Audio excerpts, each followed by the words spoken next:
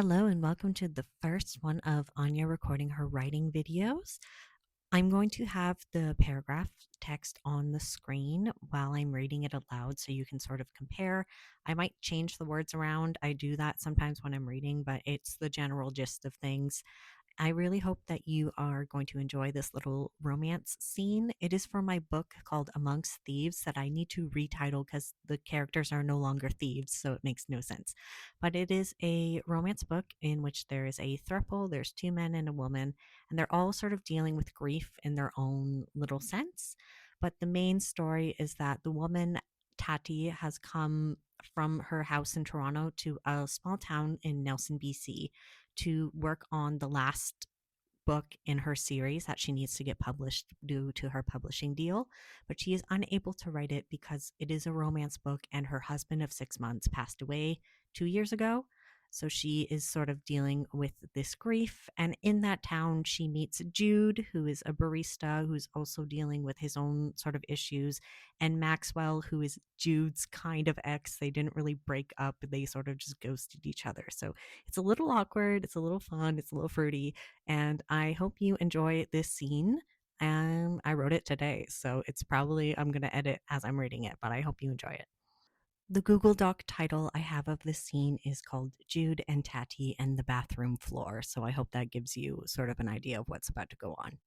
It was hard to ignore how intoxicating it was to be close to another person like this, to have my hand in hers, my finger slipping over her palm. I could feel her pulse as we clumsily made our way to my apartment.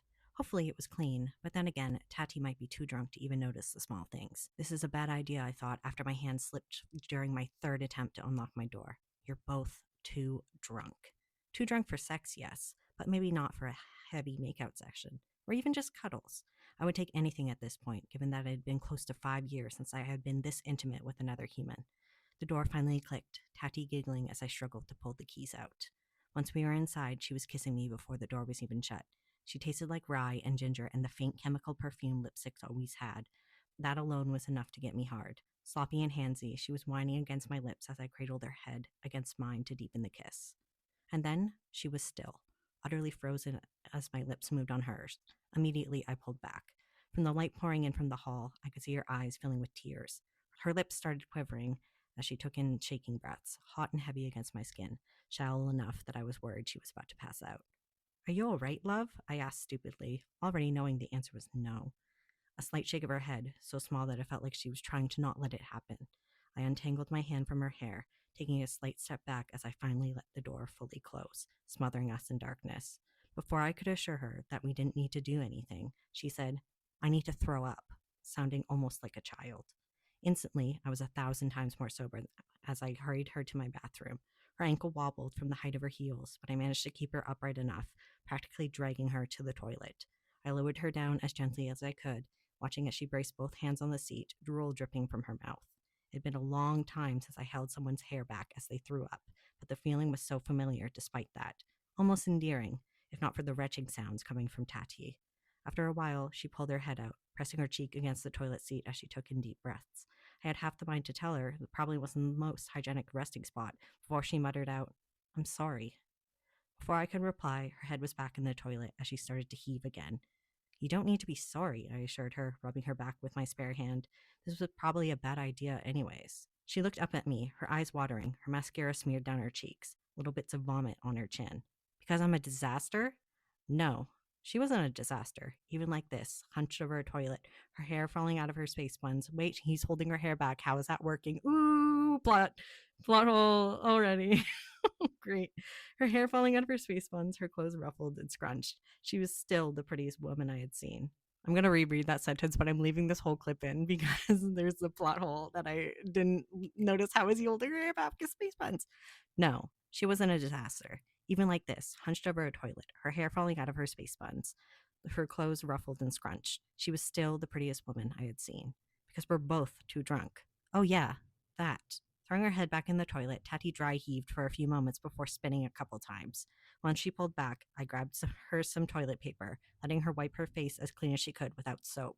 It got rid of most of the vomit, but it did smudge the mascara over her cheeks, making it look almost like war paint. I'm sorry. I was so nervous. I just kept drinking. She rested her forehead against the toilet seat. I cheated on Dylan.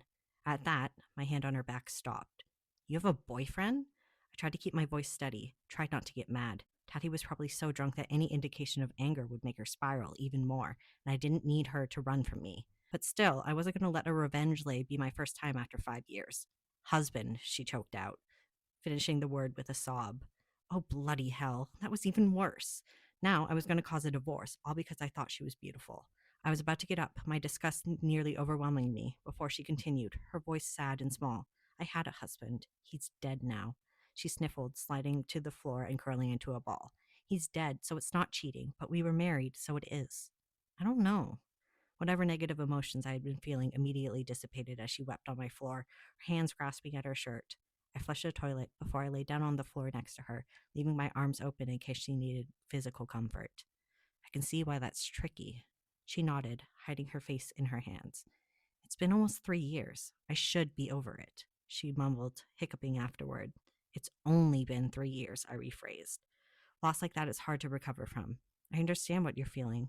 A little too much, actually. I reached forward, smoothing her hair down gently. You don't need to rush. But I need to move on. She peeked at me through her fingers, her hazel eyes looking almost yellow due to the dim nightlight in my bathroom.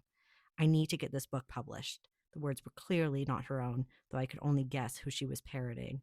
Letting out a little sob, she said, How can I write about love with a broken heart? I don't know, I admitted, shifting closer to her. She looked up at me, her brows furrowing ever so slightly before she moved closer, resting her head on my bicep. Curving my other arm around her, I said, Maybe you should write about him. I've tried, she whispered, nuzzling her face into my arm. It's just too much. It hurts too much. She sighed, the air getting caught in her throat a couple times as she did.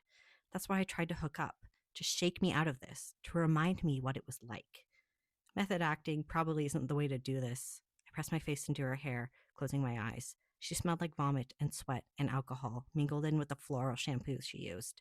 Despite that, I enjoyed being close to her. She needed it, just like I did. A physical tether reminding her that there were still good people in the world. It would have been, if you were even just slightly a piece of shit, she muttered. Your chivalry ruined my plan.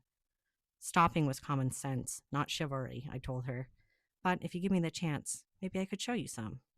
Tati hummed against me, but said nothing else. She was still sniffling, her breathing stuttering ever so slightly, so I just let her lie there. The tile was cold and hard, and my arm was starting to go numb from her resting on it, but I was holding someone who very clearly needed to be held, and I was about to cock it up. At least half an hour passed before I was certain Tati was fully asleep. I moved into a sitting position, pulling her up with me. Her dead weight made me nervous as I was worried I'd accidentally drop her, but I managed to get her into bed without even a stumble. Getting her heels off was a different endeavor, as the straps were not only tiny, but crinkled, the leather flaking off from use. My fingertips were tingling, and it felt like there were going to be calluses thereafter, but I managed to get them off. I sat them next to the bed, tucking her in and lighting an incense before I left her to sleep. Anyways, I hope you enjoyed my reading. I realized I didn't do voices for them. Jude is supposed to be British. So just imagine him British. I'm not going to offend British people and do an accent because I am not good at it. Again, I'm not a professional voice actor for audiobooks. I say again, like I mentioned this at the beginning, but I didn't. But I am not a professional voice actor. I am just reading my writing and looking at the plot holes in it and laughing about it because it is a first draft. But if you enjoyed this, please hit the like button and subscribe. There will be more clips. I intend to read a clip in which the other love interest, I say the other love interest, like they're not all just like a love triangle, but like they all date each other, the nice kind of love triangle. But there is another scene with the other male character that I have written. Again, it's another first draft, so we'll see if there's any plot holes in that one. But I do intend to read that one as well because I think it's cute and I want to share it. If you like this, please like the video and subscribe to hear more. And I hope to see you in the next one, or rather hear you because you did not see me. Ooh, bye. At least half an hour passed before I was certain Tati. I keep fucking up.